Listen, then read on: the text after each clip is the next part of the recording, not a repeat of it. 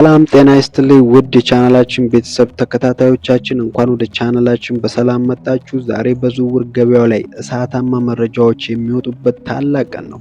የአውሮፓ እግር ኳስን ሊያናውጡ የሚችሉ ባለፉት 24 ሰዓት ውስጥ የወጡ እጅግ ትኩስ መረጃዎችን ይዘንላችሁ ቀርበናል።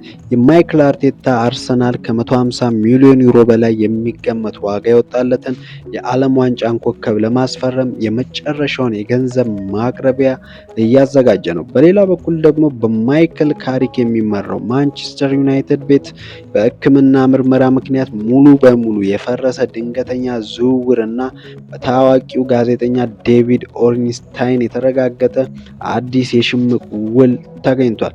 በዚህ ቪዲዮ ውስጥ የምንዳሳቸው ዋና ዋና ነጥቦች የመጀመሪያው የመድፈኞቹ የፊት መስመር አብዮት ሲሆን አርሰናል የቀድሞውን የማንቸስተር ሲቲን አጥቂ ጁሊያን አልቫሬዝን ከአትሌቲኮ ማድሪድ ለመንጠቅ የጀመረውን አስገራሚ ድርድር የደረሰበትን ደረጃን እንመለከታለን። በመቀጠል የማንቸስተር ዩናይትድ ድንገተኛ መብረቅ በኤንደርሰን ዝውውር መፍረስ ማግስት ዩናይትድ ዩሪ ቴልማንሰንን ለማስፈረም የጀመረውን የፈጣን ድርድር ሚስጥርም እንፈትሻለን። እንዲሁም የቡርኖ ጉማሬሽ ጉዳይና ተጫዋቹ ለአርሰናል የሰጠው አውንታዊ ምላሽ ከኒውካስትል ግትር አቋም ጋር ያለውን ግብግብም እናያለን። በመጨረሻ የማርከስ ራሽፎርድን የወደፊት እጣ ፋንታ ከባርሰሎና ቆይታ መልስ ከማይክል ካሪክ ጋር የሚያደርገው ወሳኝ ስብሰባ ምን ሊመስል እንደሚችል በጥልቀት እንቃኛለን። ወደ ዋናው ሰፊ ትንታኔ ከመግባታችን በፊት ባለፉት 24 ሰዓት ውስጥ የተመዘገቡ አጫጭር ስፖርታዊ ዜናዎችንም እንቃኛለን። ታዋቂው ጋዜጠኛ ፋብሪዞ ሮማኒዮ እንደዘገበው የ16 ዓመቱ የአርሰናል አካዳሚ ኮከብ ኪራን ቶምፕሰን አዲስ ኮንትራት ለመፈረም ፈቃደኛ ባለመሆኑ ወደ ኒውካስትል ዩናይትድ ለመዘዋወር ሙሉ ስምምነት ላይ ደርሷል።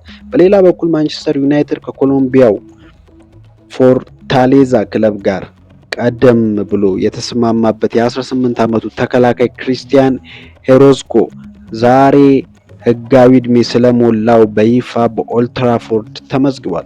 የቀድሞ ፈራሚዎች ሁኔታ ስንመለከትም አርሰናል በክረምቱ ፒሮ ሂንካፔን እና ኢላን ሚሌርን ማስፈረሙ የሚታወስ ሲሆን ማንቸስተር ዩናይትድ ደግሞ አንድሮ ሳንቶስን ከቼልሲ በ48 ሚሊዮን ዩሮ ካስፈረመ በኋላ ተጨማሪ አማራጮችንም በስፋት እያሰሰ ይገኛል።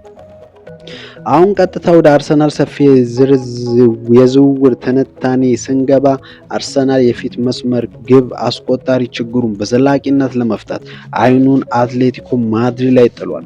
እንደ ብሪታንያው ዘ ኢንዲፐንደንት እና ስካይ ስፖርት ዘጋቢዎች ከሆነ አርሰናል የአርጀንቲናውን አጥቂ ጁሊያን አልቫሬዝን ዝውውር የቅድመ ውድድር ዝግጅት ከመጀመሩ በፊት ለማጠናቀቅ ከፍተኛ ግፊት እያደረገም ነው። ፓሪሲያንስ ጀርመን ወይም ፒኤስጂ በብራድሌ ባርኮላ መቆየት ምክንያት በአልቫሬዝ ላይ የነበረው ፍላጎት መቀነሱ ለአርሰናል ትልቅ በር ከፍቷል። አትሌቲኮ ማድሪድ ተጫዋቹን ለአገር ውስጥ ተቀናቃኞቹ ባርሰሎና ወይም ሪያል ማድሪድ አሳልፎ ለመስጠት ፍላጎትም የለውም።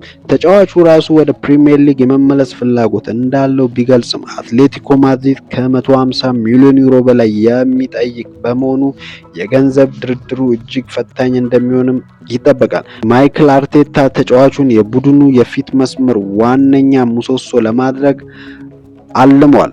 ሌላው በአርሰናል ቤት ትልቁ ትኩረት ያገኘው የኒውካስትሉ አማካይ ብሩኖ ጉማሬሽ ነው።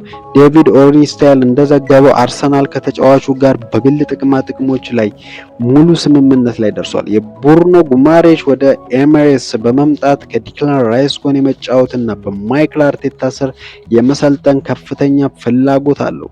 ሆኖም ግን የኒውካስትል ዩናይትድ ስራ አስፈጻሚዎች ክለቡ መሪውንና ካፒቴኑን ለመሸጥ እንደማይፈልግ በይፋ እየተናገሩም ይገኛሉ።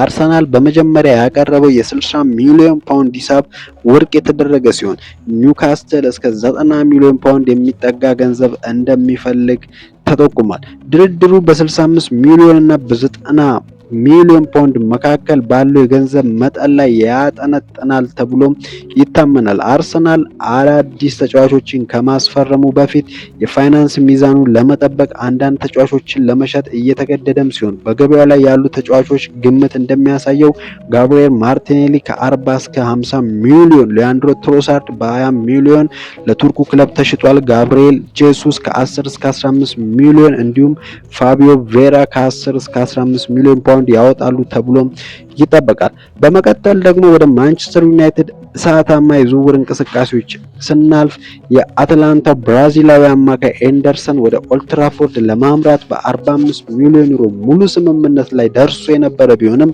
ዝውውሩ ባልተጠበቀ ሁኔታ ሊሰረዝ ችሏል። ፋብሪዞ ሮማኒዮ ይፋ እንዳደረገው ማንቸስተር ዩናይትድ በተጫዋቹ ጉልበት ላይ ያገኘው የድሮ ጉዳት ስጋት በመፍጠሩ ዝውውሩን አግዶታል። ምንም እንኳን አትላንታ ተጫዋቹ 100% ጤናማ ነው ቢልም ዩናይትድ ከዚህ ቀደም በጉዳት ካጋጠሙት ቀውሶች በመነሳት ጥንቃቄን መርጧል።